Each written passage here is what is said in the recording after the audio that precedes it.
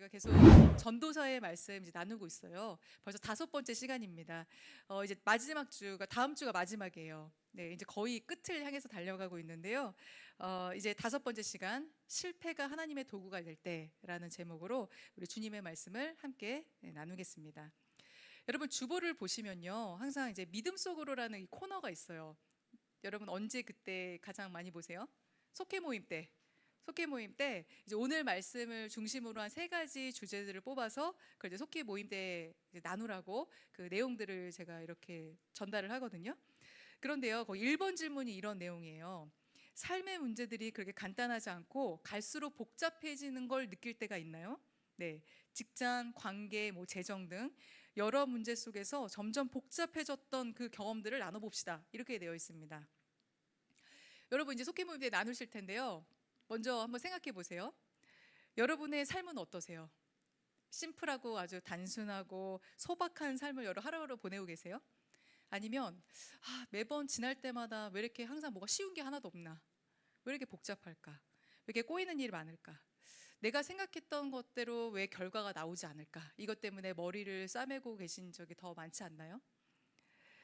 우리가 이런 삶이 복잡하다고 여기는 이유, 여러 가지 문제가 있겠지만요, 가장 큰 대표적인 원인을 우리가 생각해 본다면 가장 큰 이유는 인과율이라는 것 때문이에요. 인과율. 인과율이라는 건요, 모든 일에는 다 원인과 결과가 있다라는 일종의 어떤 공식이라고 할 수 있어요. 예를 들면 이런 공식이에요. 성실하면 어떻게 될까요? 실패할까요? 대부분 이렇게 해요. 성실하면 성공한다. 성공할 확률이 더 높다. 또 착하게 살면 어떻게 되나요? 망하나요? 네, 착하게 살면 복 받는다고 생각을 합니다. 또 열심히 하면 그래도 잘 될 것이다. 이런 기대들을 가지고 있는 것이죠. 그런데 우리가 이런 기대와 달리 이런 입력값에 대비해서 결과값이 좋지 않을 때가 훨씬 더 많이 있습니다. 다른 결과를 가져오는 경우가 현실은 더 많다는 거예요. 열심히 공부하면 좋은 결과가 나와야 되잖아요. 그런데 번번이 계속 어떤 시험에 떨어지거나 아니면 계속 좋은 뭐 점수가 나오지 않아요. 또 직장에서 생각해 보세요. 굳은 일은 내가 다 해. 일명 진짜 남들이 싫어하고 정말 나한테 다 밀어. 내가 다 했는데 결국 인정은 다른 사람이 받는 상황. 내가 해놓고 다른 사람이 한 것처럼. 또 이런 것도 있죠. 나보다 저 사람은 적게 노력했는데, 나보다 열심히 하지도 않았는데 좋은 기회를 얻고 뭐가 더 잘 되는 것 같은 걸 볼 때, 원인과 결과가 일치하지 않는, 그러니까 공식이 깨지는 여러 상황들은 우리를 굉장히 혼란스럽게 만들어요. 그럼 열심히 살아야 할 필요가 있나? 내 뜻대로 되는 게 하나도 없는데? 이런 생각을 갖게 되는 것이죠. 오늘 본문을 보니까요, 이 전도서를 쓴 전도자는요, 이 세상을 관찰한 결과 이 인과율이라는 어떤 이 삶의 공식이라는 게 인생에는 실제로 그렇게 적용되지 않는다는 걸 발견합니다. 오늘 우리가 함께 나눴던 본문 11절과 12절의 말씀이요, 다시 한번 읽어볼게요. 시작. 나는 세상에서 또 다른 것을 보았다. 빠르다고 해서 달리기 해서 이기는 것은 아니며 용사라고 해서 전쟁에 이기는 것도 아니더라. 지혜가 있다고 해서 먹을 것이 생기는 것도 아니며 총명하다고 해서 재물을 모으는 것도 아니며 배웠다고 늘 잘 되는 것도 아니더라. 불행한 때와 재난은 누구에게나 닥친다. 사람은 그런 때가 언제 자기에게 닥칠지 알지 못한다. 물고기가 잔인한 그물에 걸리고 새가 덫에 걸리는 것처럼 사람들도 갑자기 덮치는 악한 때를 피하지 못한다. 네, 이렇게 얘기합니다. 여기서 11절에 보니까요, 반복되는 어구가 등장합니다. 어떻게 얘기하죠? 이렇게 얘기해요. 뭐뭐 한다고 해서 뭐뭐 되지는 않더라. 이렇게 얘기해요. 계속 그 이야기들이 반복이 되거든요. 빠르다고 해서 1등이 되는 거 아니라는 거예요. 또 뭐 엄청 싸움을 잘하고 용사라고 해서 다 승리하는 것도 아니고, 또 지혜자는 굶주릴 수도 있어요. 또 명철한 사람은 빈털터리가 되기도 하고 지식인이 인정받지 못할 때도 있다는 거예요. 저도 이런 상황들을 직간접적으로 또 많이 겪기도 했습니다. 뭐 회사에서는 이제 생각해도, 제가 회사 다닐 때도 생각해 보면요, 회사에 보면 항상 이런 사람들 있어요. 에이스라고 불리는 사람들이 있어요. 진짜 일 잘하는 사람들이 있거든요. 핵심적으로 진짜 이 사람 놓치면 안 되는 사람들.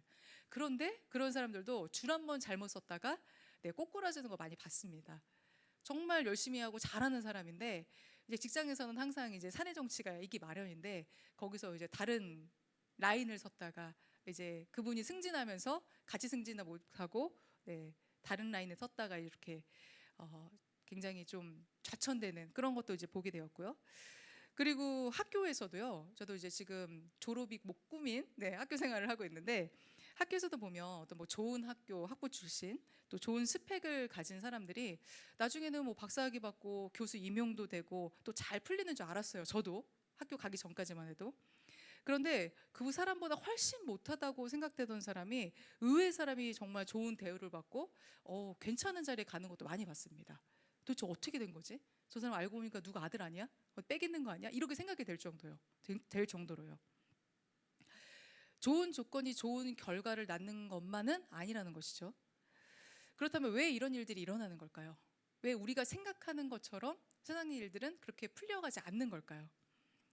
그 이유에 대해서 우리가 세 가지 정도로 한번 생각해 볼 수 있어요.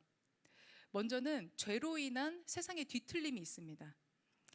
하나님은 모든 것들을 다 선하게 지으셨지만 죄로 인해서 선한 결과가 나오지 않는 어떤 결과의 불일치가 생겨날 수 있다는 거죠.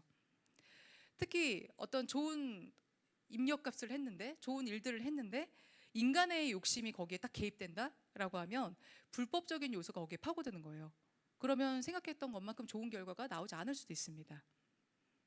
또 하나가요. 우리는 신앙인이니까 이걸 신앙적으로 영적으로 본다면 영적인 전쟁의 경우가 있습니다. 어떤 결과는요. 눈에 보이는 게 다가 아닐 수 있어요. 그 일이 정말 유익한지 아닌지를 판가름하려면 더 오랜 시간이 걸릴 수도 있어요. 뭐 빠른 사람이 1등하는 거 아니다 이렇게 얘기했지만 1등하는 게 알고 보니까 더 많은 시간이 지나니까 오히려 좋았다는 거예요. 더 좋은 결과일 수 있다는 거죠. 하지만 사탄은 우리의 시선을 극도로 좁아지게 만듭니다. 당장의 결과에만 집착하게 만들고 그걸 통해서 낙심하게 만들고 우울하게 만들어요. 지금 내가 눈에 보이는 게 전부인 것처럼 그렇게 생각하게 만든다는 것이죠. 마지막으로요. 우리가 가진 어떤 지혜에는 한계가 있다는 거예요. 다양한 변수가 많지만 우리 인간들은 그 모든 것들을 대비하고 다 통제할 수가 없습니다. 예측 불가능한 일이 우리에게 발생할 때 그걸 적절히 대처하지 못하는 게 바로 인간의 연약함이라는 것이죠. 만약에 우리가 여러분이요 이런 냉혹한 현실 안에 서 있다면요 또 당연하게 생각했던 것들이 틀어지고 또 어떻게 보면 내가 열심히 준비했던 게 다 아무것도 아닌 일처럼 되었다고 한번 생각해 보세요. 그런 일을 겪는다고 한번 여러분 생각해 보세요. 사람들은요 이런 상황이 오면 보통 두 가지로 반응합니다. 인생에 진짜 회의감을 느껴요. 진짜 내가 뭘 했을까 지금까지. 또 내지는 허무함을 느낍니다. 더 하는 게 의미가 있을까? 또 아니면 이런 생각도 해요. 해도 안 된다는데 냉소주의. 뭐 해봤자 소용없지. 내가 해서 뭐 되는 게 있어? 이런 생각에 빠져들어요. 그런데 오늘 말씀에서 전도자는요 그보다 더 깊은 해답을 우리에게 제시합니다. 하나님의 주권이라는 것이 그 뒤에 숨어져 있다. 하나님의 주권을 바라보아라. 이런 하나님의 주권 속으로 우리를 초대하고 있는 것이죠. 여러분 하나님의 주권이란 말이요 되게 어려운 것 같지만요 이렇게 생각해 보시면 좋을 것 같아요. 하나님의 주권은 하나님의 일하심, 하나님께서 우리를 위해서 일하고 계신 것, 하나님의 뜻대로 행하시는 것을 하나님의 주권이라고 이야기합니다. 복음주의 설교가인 존 파이퍼 목사님이라는 분이 있는데요. 이분은요 하나님의 주권에 대해서 이런 비유를 했어요. 하나님의 주권은 인생의 배경음악이다 이렇게 얘기해요. 저도 이 말을 듣고 굉장히 멋있다고 생각했어요. 왜냐하면 카페에 가면요 대부분 BGM이 틀어져 있어요. 이제 카페는 뭐 되게 조용한 카페는 없어요. 대부분 뭔가 음악을 틀어놔요. 그런데 여러분 카페에 가셔서 그 BGM을 의식하세요. 딱 들어가서 야 오늘은 진짜 선곡이 좋다. 야 오늘 이거 무슨 곡이지? 앉아서 카페에 가서 음악 감상하고 앉아 계세요? 대부분 그런 사람 많지가 않아요. 그냥 대부분은 너무 당연하고 익숙해서 심지어 음악이 틀어져 있다는 것조차도 인식하지 못할 때가 훨씬 많아요. 내가 분명히 귀에서 지금 이 음악이 들리고 있는데도 음악이 지금 켜져 있고 내 귀를 스쳐가고 있다는 것조차도 의식하지 못한다는 거예요. 하나님의 주권도 이것과 비슷하다고 이야기합니다. 왜냐하면 우리는 의식하지 못해요. 대부분 하나님이 지금 나를 위해서 일하고 계시다는 사실을요 너무 익숙하고 당연해서 배경음악처럼 말이죠.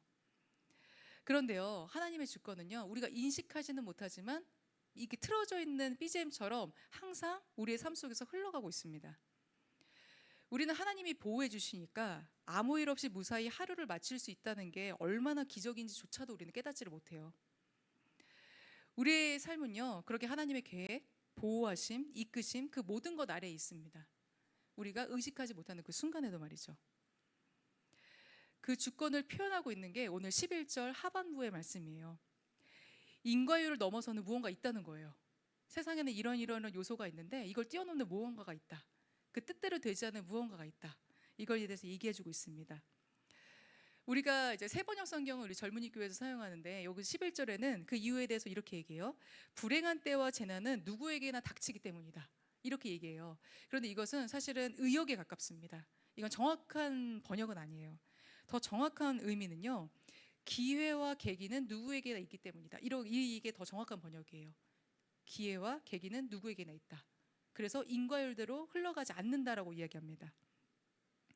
그렇다면요, 이 기회와 계기를 주시는 분은 누구실까요? 누구실까요? 네, 하나님이시죠. 하나님께서는요, 주님의 뜻대로 우리 인생의 어떤 기회와 계기들을 다 마련해 놓으셨다는 거예요. 하나님께서 당신의 주권대로 인생의 공식을 틀어버릴 수 있다는 것, 그거는 우리를 때로는 불편하게 만듭니다. 하나님이 물론 다 하시는 건 맞긴 맞는데 그래도 나는 내 의지가 있잖아요. 내가 했던 게 있잖아요. 그럼 하나님이 이렇게 하셔도 되나요? 이런 우리의 마음 가운데 어떤 질문들이 있을 때가 있어요. 우리는 그 하나님의 뜻이라는 것 자체도 다 헤아릴 수 없기 때문에 그렇죠.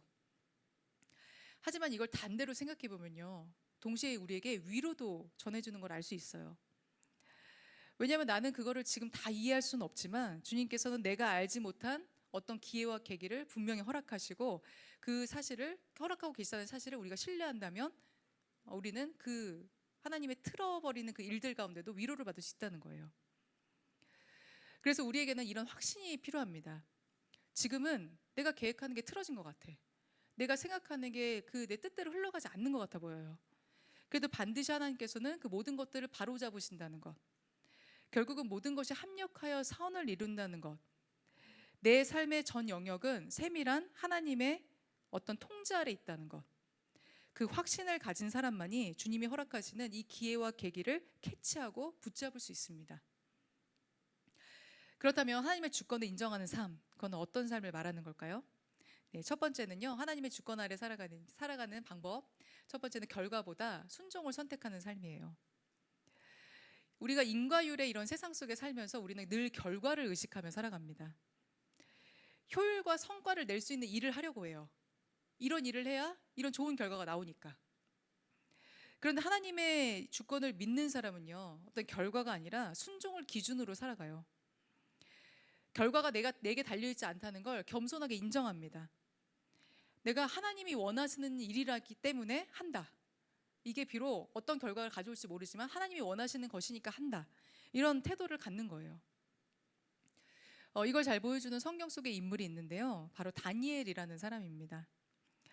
다니엘은 하나님께서 인과율을 깨시는 것, 인생의 어떤 공식을 깨버리는 것을 그 누구보다 많이 경험했던 사람이었습니다.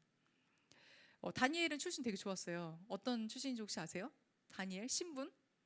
뭐였는지 혹시 아세요? 다니엘은 귀족이었습니다. 귀족 자제였어요. 유다의 귀족 자제였습니다. 촉망받는 아주 좋은 집안의 출신의 젊은이였어요. 그런데 그의 삶을 송두리째 바꿔놓는 일이 일어납니다. 그가 어렸을 때 나라가 바벨론에 의해서 멸망당한 것이죠. 졸지의 귀족집 자제에서 포로가 됐어요. 그런데 바벨론은 특이한 정책을 폈습니다. 어떤 정책이냐면 어떤 그 점령지에 좀 똑똑하고 괜찮은 애들을 선발을 해요. 어린 어떤 귀족 자제들을. 그래서 왕궁에 데려가서 여러 가지 교육을 시키고 바벨론의 문화를 습득하게 하고 생활 양식을 내면화시킵니다. 그래서 옛날에 뭐 그런 거겠죠. 우리나라가 막 일제 강점기 때 우리나라 말 못 쓰게 하고 일본어 쓰게 하고 또 똑똑한 사람들을 뭐 일본에 유학시켜가지고 그것들을 배워가지고 우리나라에 와서 통치하게 만드는 뭐 그런 방법들을 바벨론도 썼는데요.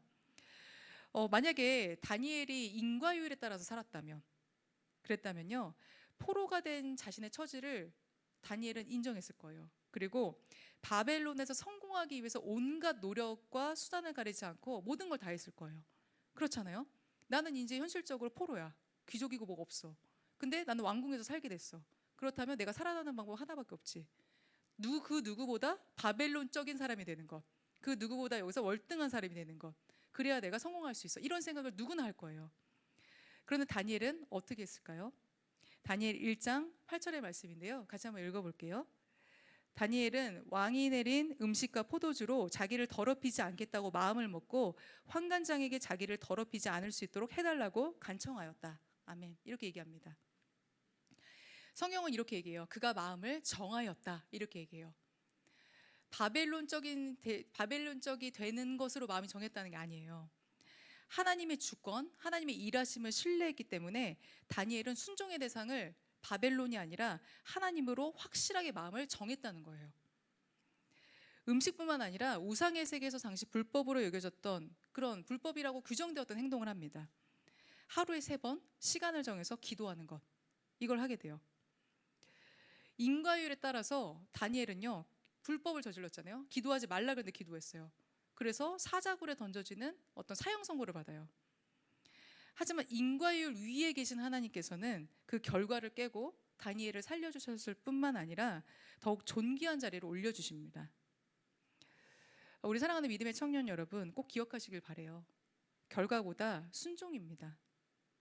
왜냐하면 그 결과 위에 하나님이 계시기 때문이에요. 하나님의 주권 아래 살아가는 두 번째 방법은요, 실패가 하나님의 도구가 될 때, 이때를 신뢰하라는 거예요. 하나님의 주권 아래에서는 실패도 하나님께서 사용하십니다. 오늘 전도서 본문에 나온 여러 가지 이야기들 있잖아요. 이것도 엄밀히 말하면요, 인생 실패 케이스를 읊고 있는 거예요. 대부분 우리가 성공 법칙에 대해서는 되게 많이 얘기해요. 이렇게 하면 인생 성공한다, 이렇게 해야 잘 산다. 그런데 실패에 대해서는 굉장히 말하기를 꺼려합니다. 망한 얘기를 듣고 싶어하는 사람이 있어요, 여러분? 망한 사례 여러분 굳이 시간 내서 듣고 싶으세요? 그런 거 듣고 싶은 사람은 거의 없을 거예요.